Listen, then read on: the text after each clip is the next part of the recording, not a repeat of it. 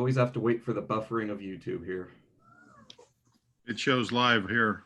It shows live for us. Live in Zoom. There we go. Mm-hmm.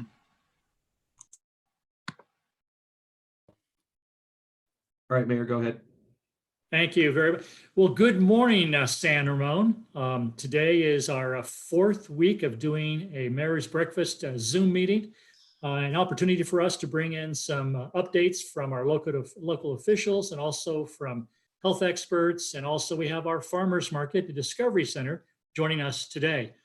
Quickly, we have, at least on my screen, you'll have Dr. Patrick Joseph talk about some of the health stuff again. He's a recurring guest and has made a great impression. We really appreciate the doctor being here. Supervisor Andersen giving us a weekly update, especially from the County Health Department. Joining us for the first time is Kathy Kane. Kathy is with the San Ramon Valley Discovery Center, which is our mental health center here actually located in Danville and San Ramon. And then joining us also for the first time is Harv Singh. He's with the San Ramon Farmers Market. Got some pretty exciting news what's going on there with the farmers market. And of course, our city manager, Joe Gorton, and deputy city manager, Steve Spadowski, who's the quarterback running all the stuff behind the curtain for us, literally. I'd like to first bring Joe up. If he could give us an update on the newest stuff with the city. Thank you, Mr. Mayor. So I do appreciate that. And I'm not going to take too much time as usual, because as you're aware that all of our information is located on our website, and I'll defer to Stephen when I'm done, and he can give you the website address and walk you through that really quickly, because we have some great information. Yes. The most significant new issue that has occurred is that yesterday the City Council approved a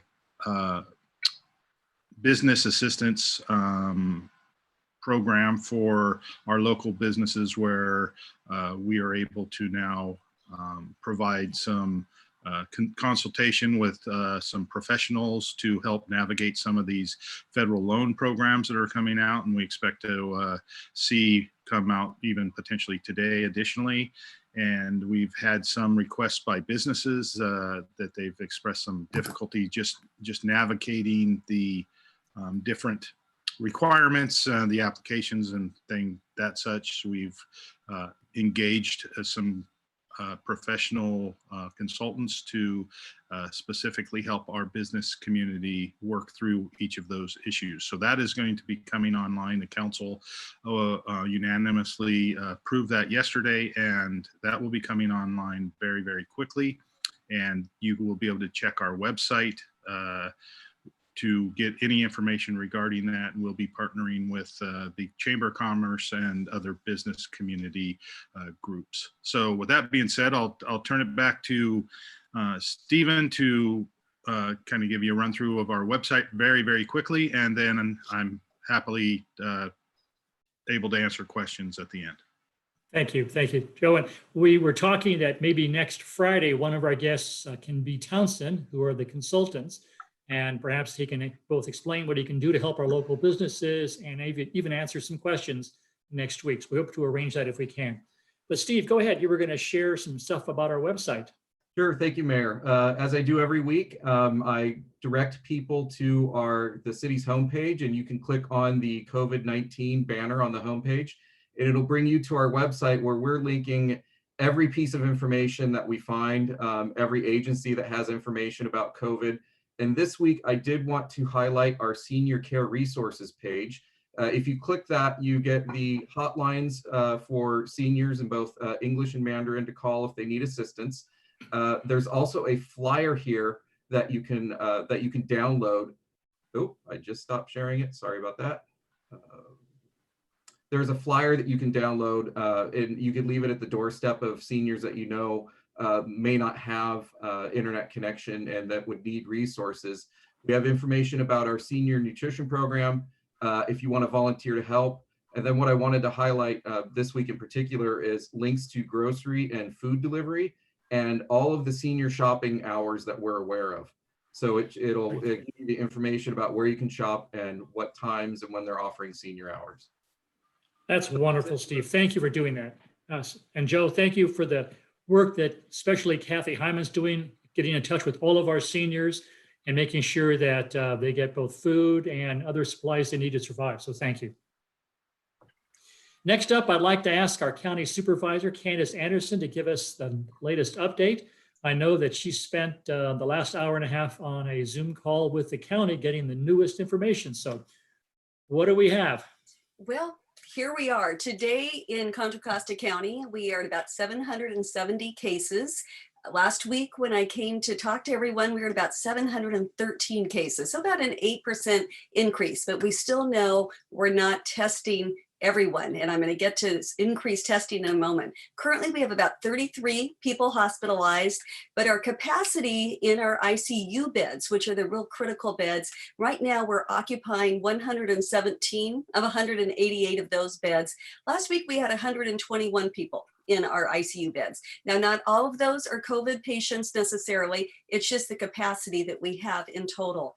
Unfortunately, we did have additional deaths. We now have 23 deaths that are attributable to COVID-19. We are, as Santa Clara found, going back and looking at some earlier deaths earlier in the year, pre-COVID awareness, just to see if it's possible that we had additional patients. Last week, we were at 17 people who had passed away. So we've seen it again, of course, an increase. We are going to be updating our dashboard, and this is the great dashboard that I'm always sending to you too. You've got a link on your city website, but it's coronavirus.cchealth.org. But we're going to start including the age and the gender of those who have died. Right now, we just show age and gender of those who have the illness.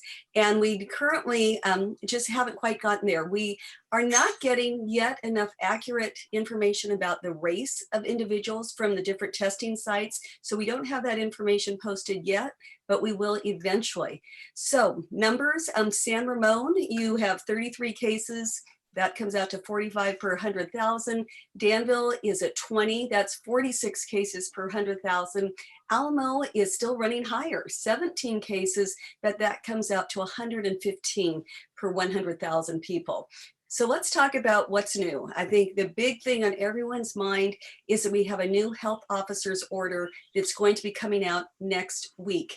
And the 7 Bay Area counties health officers, they are convening. They're on the phone every day with their county council, trying to figure out what is this next health order going to be. They want it to be consistent throughout the Bay Area because we are very much a unified community.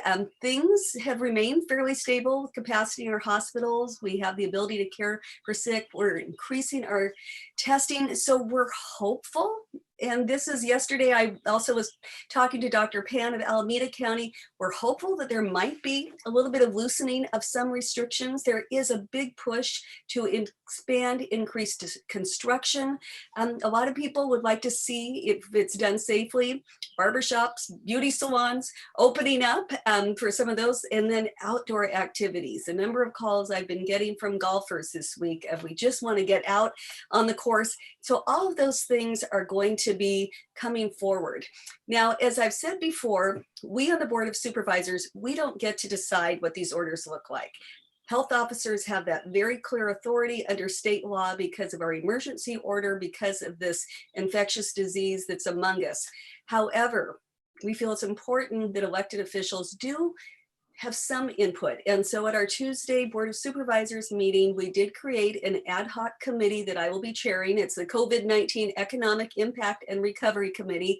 We are going to start our first meeting on May 7th. We wanted the order to come out, and we're going to really look at how can our order be interpreted in such a way that we won't have this extreme an economic impact? And what we're depending upon is different industries coming to us saying, we think we can do it safely. Here are the rules we're going to put in place to make sure we won't expand the spread of the disease and we can get more people back to work, more projects done. So we'll see how that goes. We'll be taking one area of the economy or the community at each of our meetings. So the first one will probably be on construction. Again, not knowing what the new health order will say, addressing that. We're going to be doing another one on recreation activities. We're going to be doing one on faith communities as well, because we've had a lot of churches throughout our county who have wanted to get back to church. Some churches have been defying the order saying, God will protect us, we're just going to meet anyway. And so we're trying to find that balance, because the faith community deserves that. We all know what an important role faith plays in all of our lives. And so we want to make sure we can help our churches, our synagogues, our mosques find ways that they can still connect with their community without putting anyone at risk. So big deal this week, testing sites. For the first time, we are having 4 free testing sites throughout the county. We're going to expand next week to additional sites, and I'm hearing rumor that we might be getting one down in our end of the county. You still have to be symptomatic. You still have to have COVID symptoms of a fever, cough, shortness of breath, fatigue, and then you call this number 844-421-0804. You'll be screened by a health professional, and then you can be tested. It's drive-up testing. Most of our testing is being done at commercial labs, so it's still about a 3 to 5 day turnaround period where we expect everyone to self-isolate while you await those results. But it's one more way to start getting that broad testing. In future weeks, we hope we can start testing asymptomatic people and expanding the scope of who we're testing. But right now, the problem with testing someone who's asymptomatic, it just tells you on that day they're not sick. Tomorrow they could be out and about and getting infected. But this is what we see happening with regard to the antibody testing. We're continuing to look at how it's valuable. Right now, our health officers, where it's valuable is showing us community spread, showing where it is. It's not valuable for individuals yet, simply because we don't know how accurate the testing is, and we still don't know what the testing means. Something the Board of Supervisors did this last week, which was very controversial, was to put a further moratorium on rent increases and provide a grace period to pay back rent. Has to be a COVID-19 reason. You have to give your landlord notice. It's not a forgiveness of the rent. You still owe it. We're hoping landlords and tenants are going to find a way to pay partial rents during this period. And once our lockdown lifts, immediately tenants are obligated for their current rent, and then they will have 120 days to work out a way to pay back past rents. And this applies both to residential and commercial properties. Homeless, we've been doing a lot. We've had 0 deaths among this population. Our county shelters have been emptied. Our nonprofit shelters are not accepting new guests.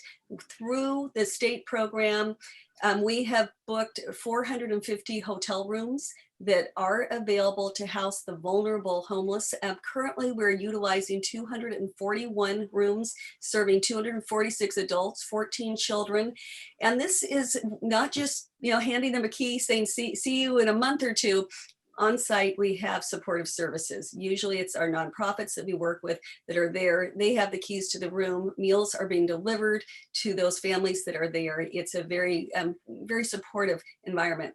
We are also this week putting out sanitation stations for encampments. And we've really encouraged where there's an encampment, not to have them disrupted, not to have people move, because they're sort of like their own home environment. And so many of our cities have requested sanitation stations, hand washing, the porta potties. And so those have been going out this week. Something new that's very exciting is we do have childcare that is available. And this is for essential workers. And this is, you go on to Coco Kids and you sign up to see if you're eligible. And so this could be medical professionals, respiratory practitioners, staff members with direct patient care, disaster service workers, social workers. It's a way to get our essential workers able to go back to work when schools and many daycares are closed. So please take advantage of that. Also, our Workforce Development Board has just opened a new call center to help our Contra Costa businesses. So this is supplementing what you're doing as a city. I was great and just excited to hear that you're doing that as well. But we do have at 833-320-1919, Monday through Friday, 8:30 a.m. to 5 p.m. We do have professionals available to help navigate our small businesses navigate through that. We are also still, the face covering order did come out. I sort of gave you a sneak preview last Friday, and in fact went in effect this past Wednesday.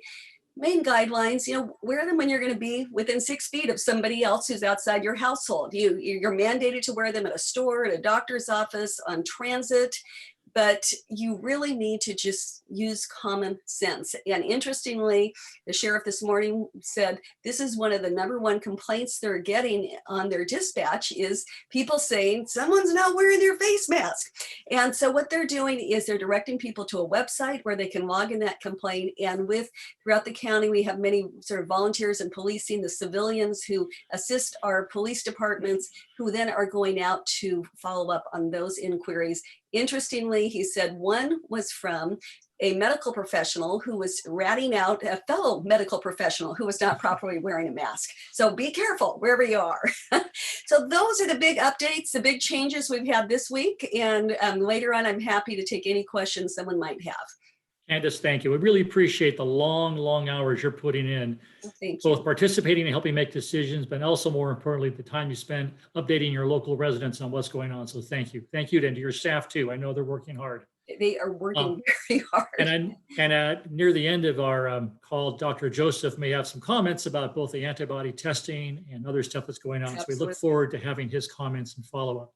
Aside from the physical health issues we're being challenged with, I think we have to be also very mindful of the emotional toll that this is taking upon families and individuals. I reached out to the Discovery Center and Kathy Shiverton, who's his executive director, and she said, I've got to bring on board Kathy Kane, who can spend some time, talking to us about the importance of mental health. I know that as we're confined to small spaces, it can be very, very stressful, especially for those with parents and young children trying to balance a career on top of a confined household, on top of trying to homeschool children. It's got to be a very difficult task. So Kathy, welcome aboard and thank you for joining us this morning. Thank you, Bill. And I look forward to being able to share what I can with the community. I, of course, spent a lot of time putting a lot of thoughts together, and I've kind of thrown them out the window at this point because what we do know right now is very little. What we do know is that we are in a time of great uncertainty, and this is a time that then creates tremendous stress for all of us. This is a time where we are all facing challenges that we're not prepared for. We had no practice in, and everybody is scrambling just to figure out how to get through this. Every person and every family's experience is unique, and yet there are also all those common threads that are similar for each of us. People are experiencing loss of jobs and what that leads to. We're experiencing a change in work site. Now all of a sudden our home, this guest bedroom in my house is now my office. Parents have gotten a new job, which is they've now become teachers and with no experience and no training. Our financial security is up in the air for many of us. Yes. We're feeling isolation and detachment from our loved ones. I can't hug my adult children or my grandchildren. Right, you all can't touch your friends and families. And that is a very, very real and very common experience that we're all having. And that's what we're hearing from our patients that are coming to us at the Discovery Center. The other things that have changed is kind of our rhythm of life. Most of us are accustomed to having gone to work or gone to school or gone out for the day to volunteer or shop or do things where we come and go and connect and disconnect. Now we are in our homes and surrounded by those that we are in our life, or we're in our home and all alone. And we don't have that same opportunity to connect and then disconnect and have time that is, for most of us, is more of our autonomous time. So we are surrounded, in our world. And that's a big change. And that is something, that we're having to figure out how to cope with. Kathy, and you've shared with us, and we'll go through the city manager and the deputy city manager, kind of 10 things that people can do to help cope with this. And again, we'll perhaps post this. So we'll vet it first to make sure it's appropriate stuff. But I appreciate you doing that. And more importantly is when people need mental health and outreach, tell us what the Discovery Center does and your phone number and how folks can actually get a hold of you if they need help. Great. Yes. One of the things that that is so important for people to know is that if you're in a state of, kind of darkness, and you're anxious and worried and having temper problems and or physical problems, your stomach hurts, you're not able to sleep, the multitude of stress indicators, there's help out there. And the Discovery Counseling Center, has been in this community for 50 years. We are fully staffed with licensed professionals as well as interns who are learning our profession. And we are open for business. We are currently working in this format through telehealth. And just for folks to know, we are on a program that is HIPAA compliant, even though the government has said, all bets are off, just be there for people. You can talk to them however you want. So we are available in any format that anybody needs in order to be able to be reached out to. So really, all that anyone needs to do that is needing support is contact our agency. And our phone number is 837-0505. That'll be listed on your website. And we do have administrative people available who are answering the phones or taking messages and getting calls so that we can return to folks and proceed with doing an intake to find out what it is that you are needing. And then actually our process is it all gets back in my lap, and then I make the assignments to the therapists that are on our staff so that we can move forward.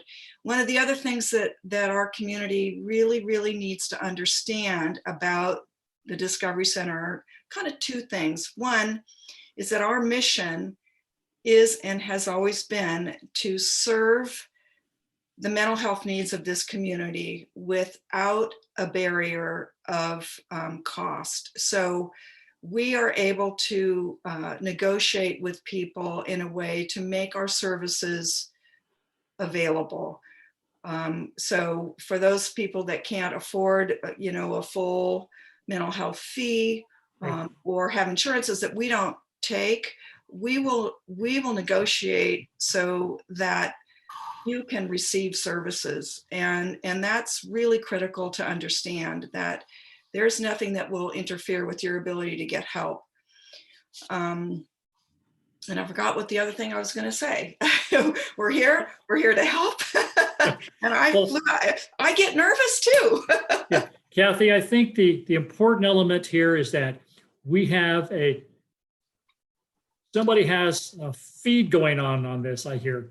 But the important thing is we have local counseling that's available for people. They can dial 211, which is a county service. If they want to reach out to the county, they can get hold of the Discovery Center. And I really appreciate, you guys are a nonprofit, and we really appreciate all the work you do for us here in the Valley, Kathy. And if you can stick around, we may have some questions for you at the end of the program.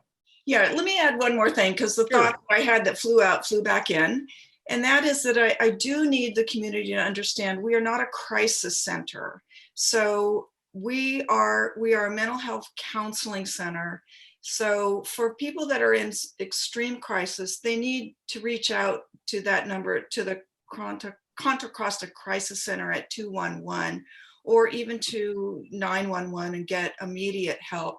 We are here to help people through the long run and provide counseling for children through seniors. But it's important that people understand that we aren't an agency that can respond instantly.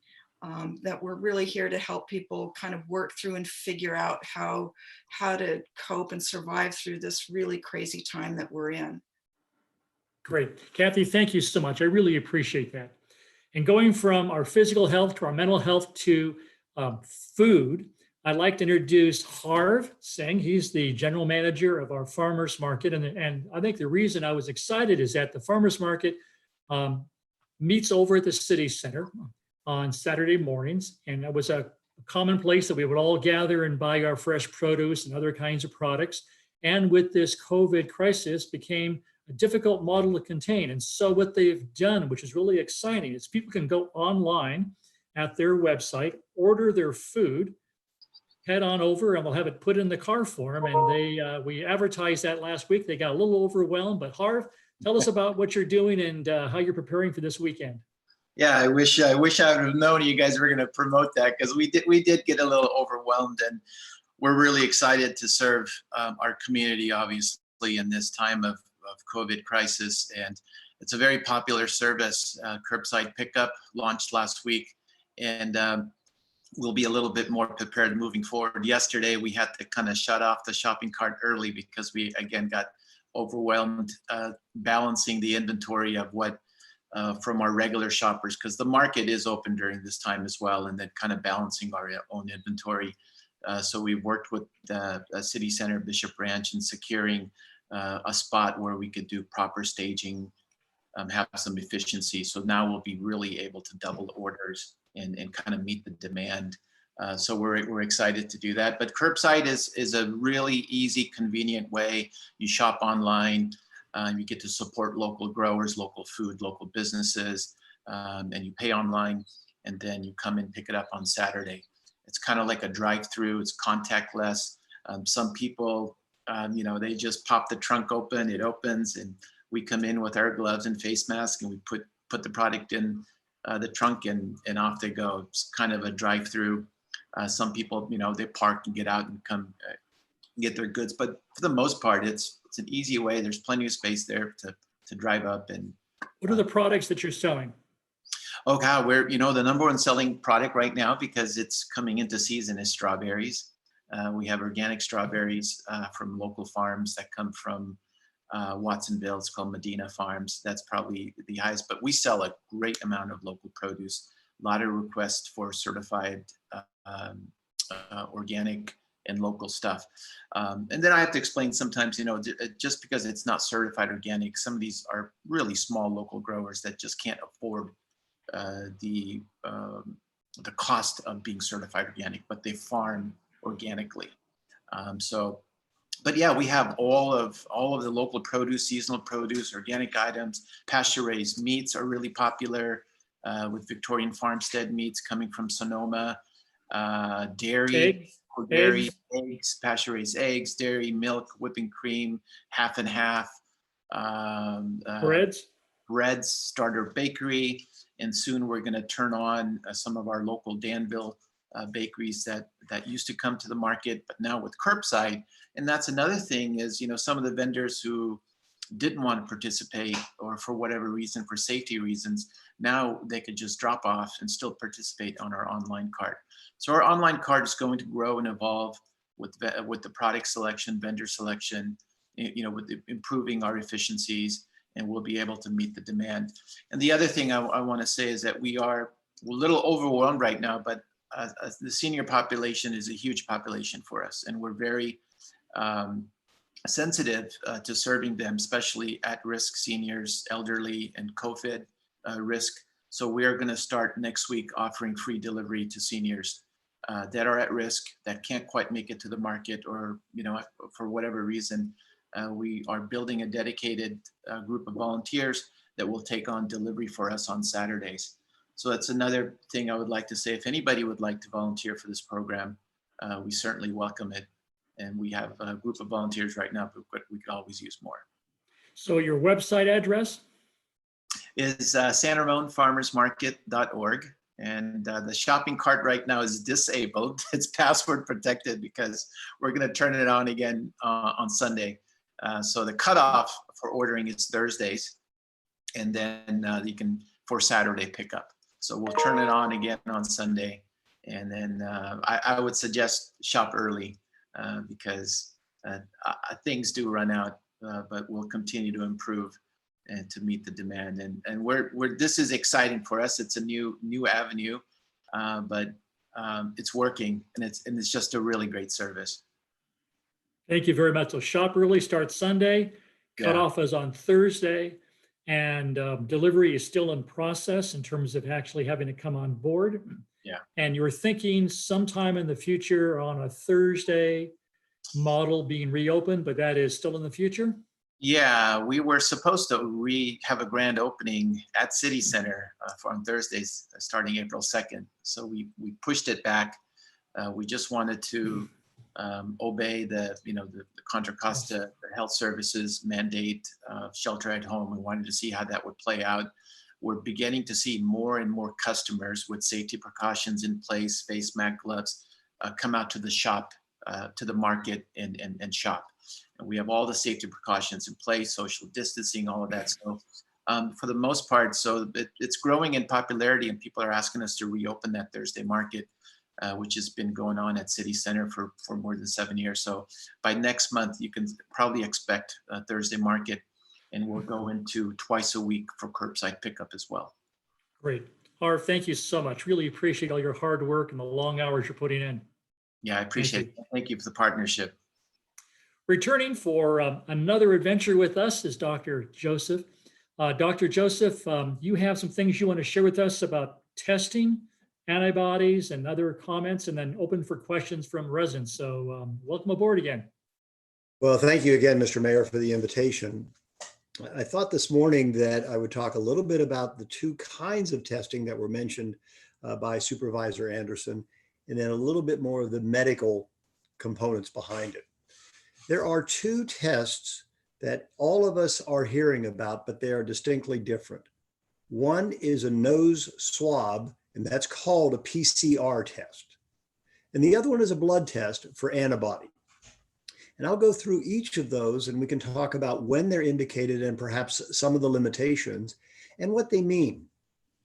The PCR test is designed to detect the presence of the coronavirus, the actual material inside the coronavirus. So it's a test for the presence of the virus that lives in the back of the nose and in the throat. This is what's done in the drive-thrus that were mentioned by Supervisor Andersen, and they are present all over the county. When one goes through a drive-thru, a specially designed, very thin swab is placed into the nose and pushed in about 3 to 4 inches to the back of the nose, and that is tested. Now, the test method that is done involves PCR. It's one of the many types of molecular test methods, and so the test has got the name a PCR test. In actual fact, it is a test designed to detect the presence of a virus in a given person. The presence of the virus is diagnostic of infection. There's no reason that someone should have virus in their nose and throat without being infected. So it is very, very specific. A negative test, on the other hand, does not exclude infection. This test is not perfect, and particularly in the early stages of symptoms, this test could be negative in as many as 1 of 3. So we look at the testing 2 different ways. We look at the testing for persons who have symptoms and for persons who don't, and they are completely different. But let's take what is most common. That is an individual who has symptoms where he or she thinks they may have been exposed and are now having symptoms of COVID. They can go through a drive-through, be tested. And if that test is negative, it does not exclude disease if it's early in the symptoms and they should be advised to return for repeat testing. By the time we get out to day 7, day 8, this test is almost always positive. But in the first 4 or 5 days, it will miss 30%. Now, what was also mentioned by Supervisor Andersen is that this test can be done on people who have no symptoms at all and no known exposure. This is the problem. I get calls frequently from individuals who say, I just want to be tested. I'm fine. I haven't been exposed. I just want to be tested. And that is available today. This test requires an order from a healthcare provider. It is available to any doctor or healthcare provider with a license can order the test the same as they order a blood test, but this is a nose swab test. A person makes an appointment and can get the test done. The problem is the possible false sense of wellness. So if one of my dear friends or neighbors gets tested and is negative, it's very difficult to explain what that means. And was so well said by Supervisor Andersen, that just means that you are not infected today, but you could get infected tomorrow. So for that, we've created a patient information sheet so they don't get a false sense of wellness just because they happen to be negative. Now, that said, there's another component of this. We know that many individuals shed this virus with absolutely no symptoms whatsoever. In fact, most people who have COVID infection have no symptoms. And I'm going to talk about that when we get to the other test. So as we work through the gradual reopening, which will be defined by the county health officer, we may choose to test our healthcare providers. So this would be those who are face-to-face contact with patients, because we don't want them spreading the virus. So that is a very, very unique group where testing people without symptoms can provide valuable information for the community. Otherwise, very hard to interpret. So that's PCR testing, nasal swab, looking for the presence of the virus, diagnostic if present. Now, the next test that was mentioned by Supervisor Andersen is a blood test.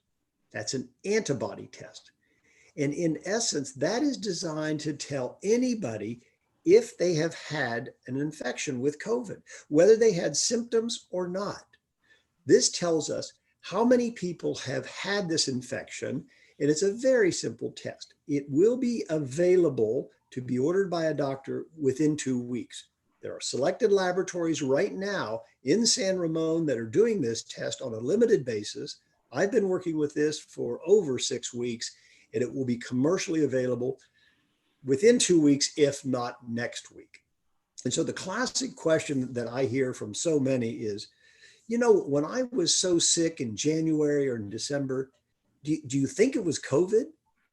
This test answers that question. Because if it was COVID, remember when we first started working with individuals with this sickness, we were telling them over the phone, if you feel well, go home, self-isolate. There was no testing done. So our numbers of patients who are reported is far below the number of individuals who have had COVID. This test tells us if they have it. It has been so surprising of what we have seen in our Bay Area when we've done a few mass screenings. And they also have been done in various metropolitan areas. And just as an example, in our area, we're seeing about 3 to 5% of individuals who have had COVID. Most of them had no symptoms. This is about 50 times the number of people who thought they were sick, about 75 times the number of people who were reported. So this test is going to be extremely valuable. So we're at 5 to 7% in our San Ramon area. Not surprisingly, New York City is 25%.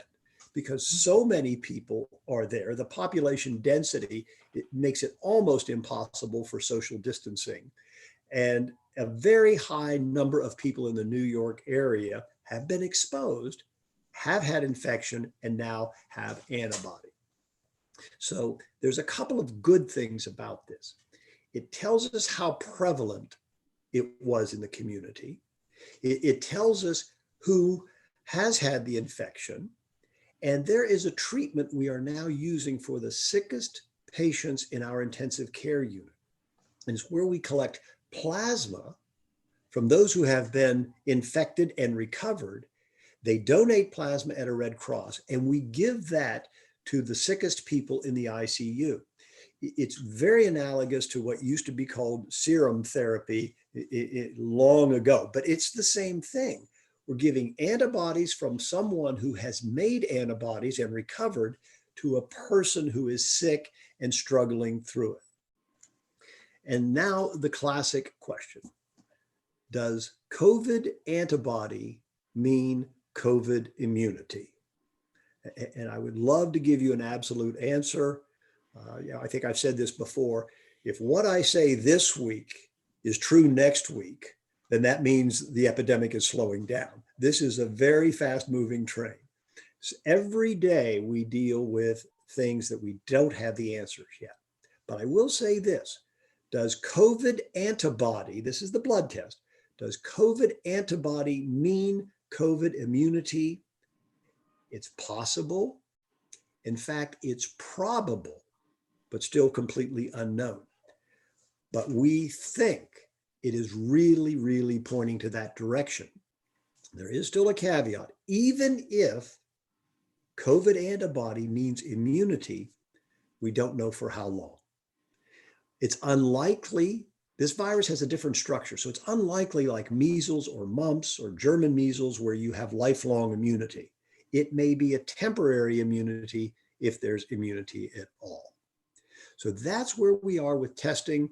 I'll stop there so I don't take up too much time, but certainly available for any specifics. And I have to thank Supervisor Andersen for introducing it absolutely perfectly.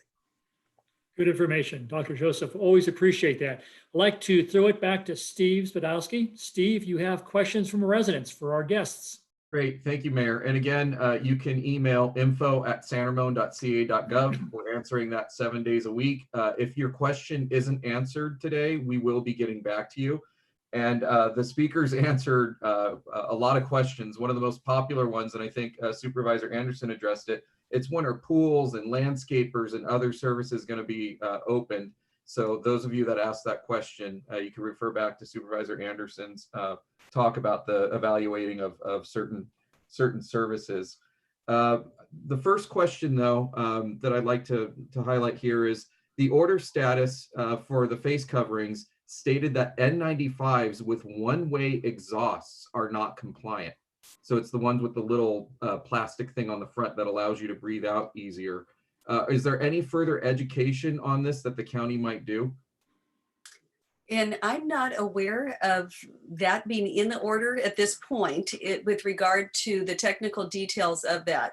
So certainly what I would suggest is you call our health hotline, which we do have regarding health orders. Of course, the goal of our order is to not to protect you, but to not have you expel any moisture, because those little droplets, as our doctor has told us before, that's what's going to affect someone else. So if your N95 mask has the ability to have you expel droplets, yeah, don't be using that. That's not going to help us. We want you to have fabric, some sort of blockage, so any droplets go right back on you, not on the person who's closer than 6 feet. Great. The next question is, why does the flu go away in the summer, and will it be the same for COVID? Oh, Dr. Joseph, that's a great question. Well, it appears that influenza virus thrives in times of cool weather and low humidity. And influenza virus can be followed across the country in a very typical and reproducible pattern, starting first in New England and then spreading from the East Coast to the West. One of the problems we've had with influenza is staggering flu shots. Those who live in the East, particularly the Northeast, need to get their flu shots in August, September, but we don't see flu in California until later. Many have wanted to make an analogy of the coronavirus to the influenza virus, and it's completely unknown. These viruses are not even cousins. Influenza A, influenza B, parainfluenza, they all have very similar nucleic makeup. The coronavirus is distinctly different, and it's unwise to make predictions that could give people a false sense of security. Thank you. Great. The next one is, can you share any tips about talking to children about COVID? And also, are there any tips for dealing with, specifically this question, preteens with this order and being at home? Kathy, that might be a good question for you to tackle. Sounds like it is for me. I think one of the key things, and this is true for children through adults, is straightforward communication. And so what that looks like in a family and across ages is being age appropriate. So one of the things that we believe, as far as first talking to young children, is being straight, that there is a virus, there's a sickness that's out there, and we all have to try to keep ourselves safe. And that's why we're now wearing these silly looking masks that are kind of fun. And that's to help us stay safe and to help the people around us stay safe and healthy. So we need to keep it simple, and we need to address it. The main thing too is that we as parents and adults need to keep ourselves as regulated and centered and calm as we can, because children feed off our energy. So if we're like, Right. Then our kids, that's exactly how our kids are going to feel. So that kind of leads into the importance of keeping the news limited and doing what we as adults need to do so that we can be centered, present, and the stable, reliable people that our children so desperately need us to be. That may mean you take a few minutes off to yourself in wherever your kind of private space is to breathe and get settled and do what you need to do to be able to feel, kind of clear again, so our kids can trust us. So again, the information needs to be titrated based on kind of where your children are developmentally. Preteens are at that really difficult kind of, all over the map place as far as where they are developmentally in terms of what they understand, what they can process, how they problem solve, what they need from us as adults. What we're finding, and is very, very classic and typical, is that during times of stress, people regress. So even us adults are probably really enjoying being playful and needing extra attention from our spouse or our families or whatever, because we need that reassurance. And so our tween age group, you may have kids that are acting very young and are becoming very needy, needing more time, more closeness. Or the other extreme, they may have decided that they're now adults and don't want to be told anything. So we have to base our responses to our children on exactly where they are in that moment. And again, for information, that's also how that needs to be delivered. So they need facts, and they need, a carefully thought through explanation of what is going on around us. Great. Thank you, Kathy. All right, the next question is, how is COVID-19 impacting the local farmers market vendors in terms of supply and demand? And a follow-up question, is the produce really local? Yes, produce is really local. That's what it's all about. Local Northern California, our farms come from as far as Fresno, as local to our backyard in Contra Costa, Brentwood, where the best, sweetest corn ever comes from. We all know that. So it is 100% local. And that's what makes the farmers market unique, is you're supporting local farmers that are in this geographic region. The other question in terms of how it's impacting, well, it's given a big boost to local growers. You see our response with offering curbside pickup. A lot of the farmers are now doing, CSA programs, community supported agriculture. So customers are contacting them directly. There's pickup spots all over the Bay Area. Farmers markets all over the Bay Area are doing very similar CSA pickup spots. So San Ramon is not unique in that, and that's great. That's a great boost for local food and farms. This is their time to shine and serve a community that is really needing these essential food items that are healthy, that are local, that are organic. So it's, there's still supply there, but the distribution part is a little challenging, and putting all the safety precautions in place as well is another factor. So, but it's a good time for them to shine. Thanks, Harv. Great. Next question is, why does COVID seem to hit people harder more than others? Dr. Joseph, that would seem to be something that you could address. I can happy to give you the most current theory. Some of the things that we thought have proved to be untrue. That is, those who get the worst illness are not the same as those who get the worst illness with influenza or even other respiratory viruses. There are some very unusual things about this virus, and most of it remains information without explanation. The sickest people with this virus are those with high blood pressure. That's extremely unique for an infectious disease. The second group with the highest amount of hospitalization are those who are overweight. Again, that is distinctly unusual.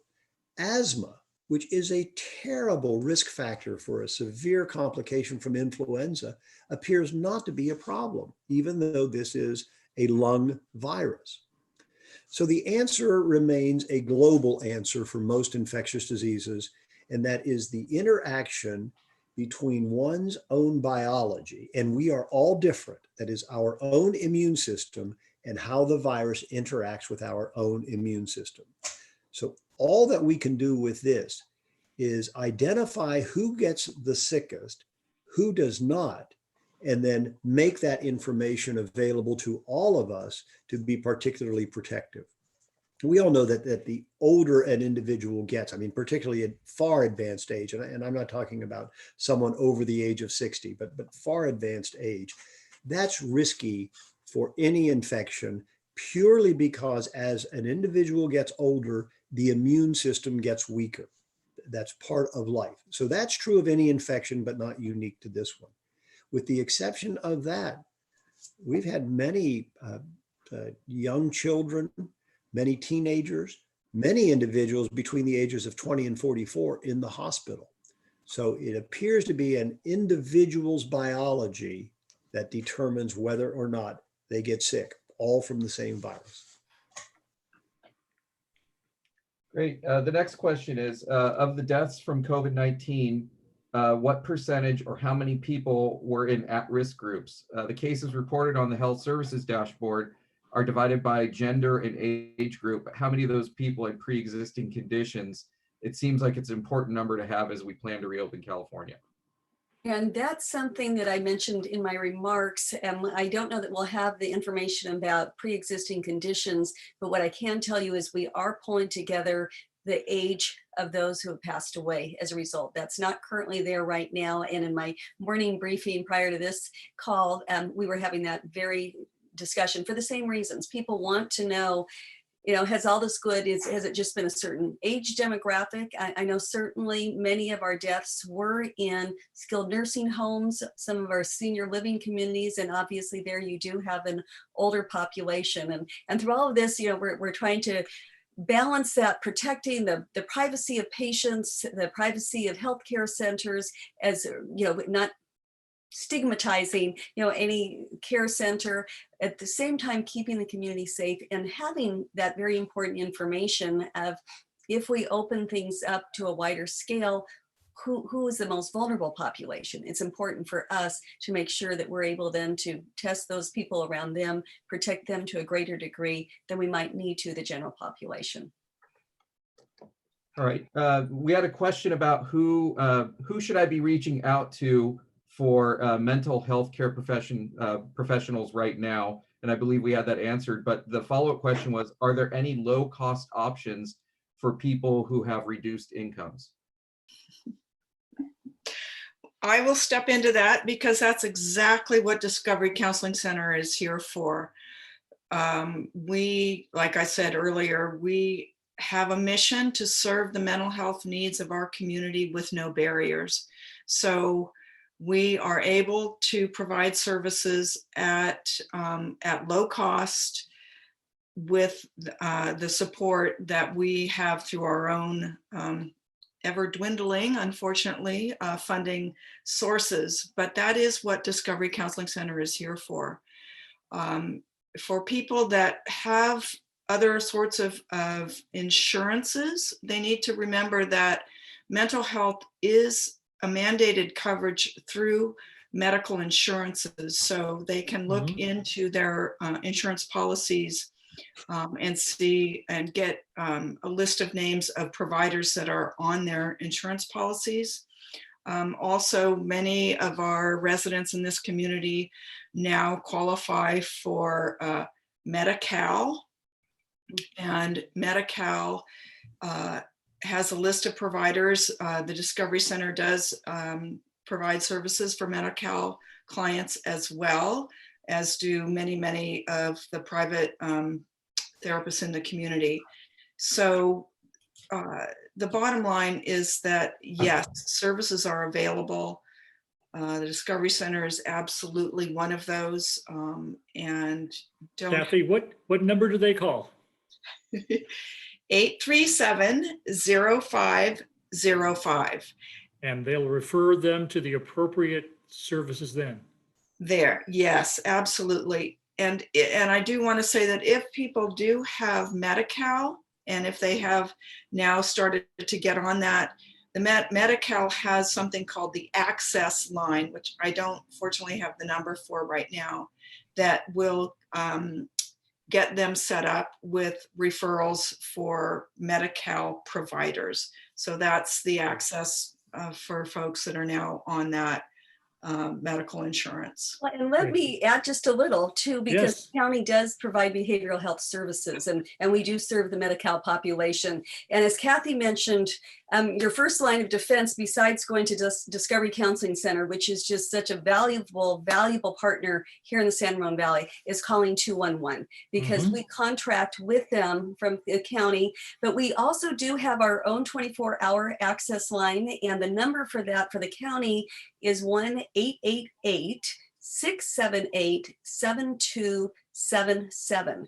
And that's very helpful. They can also help link you up with providers. But I think it's so important, as Kathy pointed out, those of us who have health insurance through typical, the John Muir, the Kaisers, the Sutters of the world, mental health is a covered condition. Yes, Call your primary care physician, do a televisit, have them refer you to somebody. And therapists are working, around the clock doing teleappointments, but please feel free to contact our county behavioral health services as well, or just call 211. They are such a great resource out there. I think as a closing comment, at least in terms of this subject, when you see others struggling, just like you call 911 to help people who are struggling with emergencies medically, don't hesitate to reach out to others and ask if they need help if you think they're struggling. People are really valuing having that human touch, and when people reach out and ask how you're doing, sometimes it's really important to do. So thank you, Kathy. Well, Steve. and I think you're going to be starting more mental health first aid, which is something that Discovery Counseling Center Yes, they do. been a leader in our valley of training those of us who are just lay people of how to recognize someone who's really suffering and how to better help them. And it's not our role to fix it. It's our role to reach out to somebody who can help. Can I add one more little piece to that you all have touched on that I think is critical, which is that we need to talk, that people need to feel permission to share how you're feeling. It's amazing how much that helps, just to say, I'm not okay. I am stressed. And to be able to get that out and share that with those that are available to listen. So please don't stuff it in, let it out. Thank you, Kathy. Steve, how are we doing on questions? Oh, we still have a few more that we can go through here. The next Good. one is it safe to eat raw fruits and vegetables right now? Oh, geez. Hate to throw that in Dr. Joseph. You feel competent to answering that one? Wash them well. Wash- Easy. Yeah. Easy. Let's put it to bed. This is not a virus that you get from food. Yeah. Food is safe. The end. Exactly. And you don't know who touched it before you, and thus you got to wash it. Just Yeah. wash it. Yes. All right. The next question is the fatality rate. Some studies suggest that the fatality rate is close to the flu. Why don't we just go for herd immunity? Feels like the long-term effects are being downplayed. First health side is Dr. Joseph. I'll go to Candace for the follow-up on the political side, but Dr. Joseph. Yeah, thank you, Mr. Mayor. You mentioned a few things that really require some clarity. Herd immunity or community immunity, by definition, means 75 to 80% of the persons in a community are immune. That means if someone gets COVID, they're not going to spread it because 8 out of 10 people that they see can't get it. We're nowhere close. That's vaccine induced. Prior to the vaccine age, prior to the antibiotic and the antiviral age, it was different. But in our current environment, to create herd immunity is vaccine induced. And that's why there is so much talk about a vaccine. And we can address that later if you wish. So the mortality rate is probably close to that of influenza, but herd immunity is not something that is in the stars until an effective vaccine becomes available. And the political side, Candace. Yeah, I think the reality is that we're not ready to take that risk. We really aren't, because we've seen, again, just the nefarious nature of this illness, where it does impact people so extremely, the vulnerable population.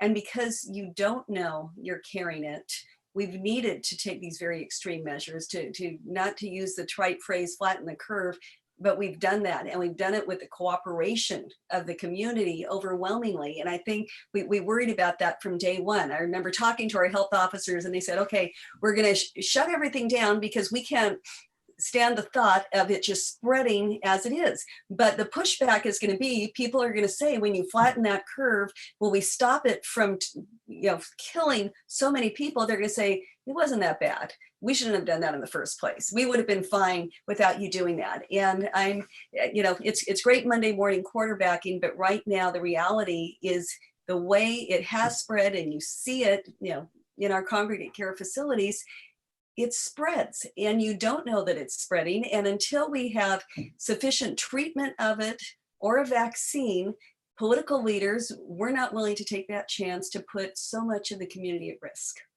I hope, and it's my 2 cents, is that political leaders will interject lots and lots of common sense and allow activities to occur that should be able to occur, such as a landscaper working by himself, going out and taking care of homes, that we, again, allow common sense to intrude here and allow things, especially with masking. And I would look to professionals like Dr. Joseph to share with us what are acceptable risks and what are not, so we don't kill the economy in the process of trying to stop the virus.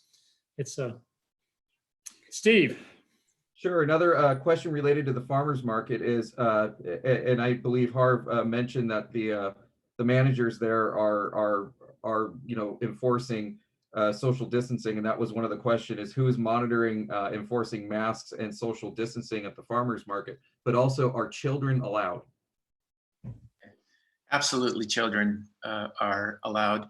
And we are, a lot of our customers are very conscientious and they support one another.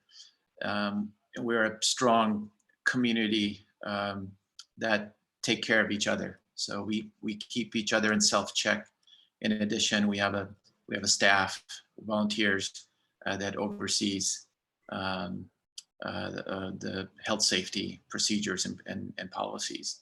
And I personally am at the market as well. So we're pretty good and diligent and take safety, real seriously during this time. So, but I'm always I'm encouraged that there's a lot of self-governance going on, and this is a community that looks after each other. So it's really good to know.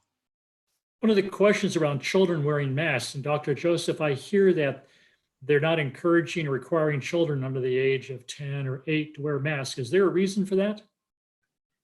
There are several reasons. The masks have 3 age groups, 2 years of age and below, and the answer is no. It is just too dangerous and the risk of suffocation without continuous, constant monitoring, and that becomes an impossibility. And of course, it only takes a few minutes for suffocation to occur. Age 2 to 12 is determined by the health officer. And there are times when it's suggested that they may wear a mask, but education is much better. If an individual from the age of 2 to 12 has any kind of respiratory illness, they just need to be quarantined. No mask is safe. But if an individual from 2 to 12 must travel with parents, with supervision, county health officers will permit them to temporarily wear a paper mask, not an N95. I might just mention, we've said this before, and Supervisor Andersen addressed it. An N95, this buzzword of N95, is to protect the wearer. It's an inhalation filter so that I can put on an N95 and I can walk into a room with tuberculosis or chicken pox or COVID and protect myself. When I'm wearing it, how I exhale is manufacturer dependent. Some have straight exhalation, as was implied earlier. That's dangerous if I'm infected. Some N95s work both ways. So an N95 is never ideal for an individual between the ages of 2 and 12. A paper mask, on the other hand, most health officers, and I haven't followed all of them, but most health officers will permit a paper mask on a child between the ages of 2 and 12 if he or she must travel and in the supervision of an adult. And I'll defer to Supervisor Andersen if that's different from our health officers. No, and we absolutely, on ours, we say don't. If you're under 2, do not wear it. 2 to 12, it's optional. But also one of the concerns of our health officers is children tend to adjust things and touch their masks, and that sort of is defeating sort of the purpose of it as well. And so it is more optional for children but it does state it's allowable. Good. All right, next question is, would you possibly be able to address the blood shortage issue and donation centers services in the area? They state that they've had a very difficult time finding locations and times, and the Red Cross website is showing June and July, and there's some distance away for appointments, and they've had appointments canceled as well.